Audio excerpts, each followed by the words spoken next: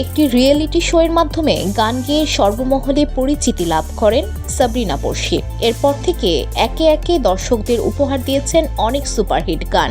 দেখতে দেখতে গানে পেরিয়ে গেছে তার 16 বছর। বর্তমানে স্টেজ শো ও নতুন নতুন গান নিয়ে বেশ ব্যস্ততা তার।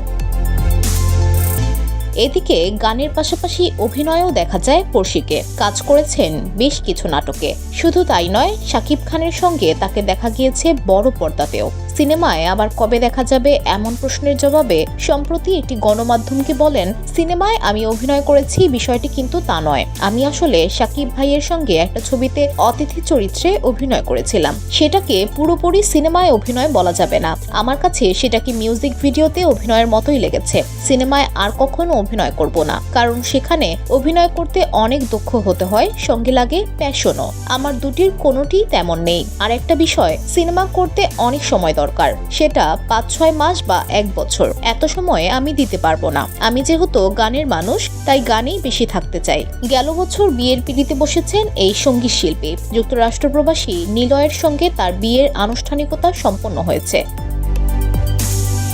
বিয়ের 1 বছর পর রোববার সোশ্যাল মিডিয়া ফেসবুক ভেরিফাইড পেজে এক পোস্টে বিয়ের বিষয়টি নিশ্চিত করেন পড়শি। বিয়ের প্রসঙ্গ টেনে তিনি বলেন, আসলে আমি প্রফেশনাল ও ব্যক্তিগত জীবনটা একেবারে আলাদা রাখি, কিন্তু শুধু কাজের সময়তেই সবার সঙ্গে কথা বলি। বিয়ে তো একান্তই ব্যক্তিগত বিষয়। যেহেতু আমাদের এখনো বিয়ের আনুষ্ঠানিকতা সম্পন্ন হয়নি, তাই ঘটা করে জানানো হয়নি। বিয়ের আয়োজন নিয়ে আমারও তো কিছু স্বপ্ন ও পরিকল্পনা রয়েছে, তাই যখন আয়োজন করব তখন সবাইকে আনুষ্ঠানিকভাবে জানানোর ইচ্ছে ছিল। এখন আমাদের সম্পর্ক যেভাবে আছে সেটাই সবাইকে জানিয়ে দিয়েছি। সবার কাছে দোয়া চাই, আমরা যেন বাকি জীবন একসঙ্গে চলতে পারি। এদিকে গেল বছর ইমরানের সঙ্গে পড়শির দ্বৈত গান কথা একটাই আলোচিত হয়েছে। এছাড়া সম্প্রতি নাটক প্রযোজনার ঘোষণাও দিয়েছেন তিনি। পবিত্র ঈদ উল ফিতরে পড়শি প্রযোজিত নাটক দেখতে পারবেন দর্শকেরা। VOD Bangla news desk.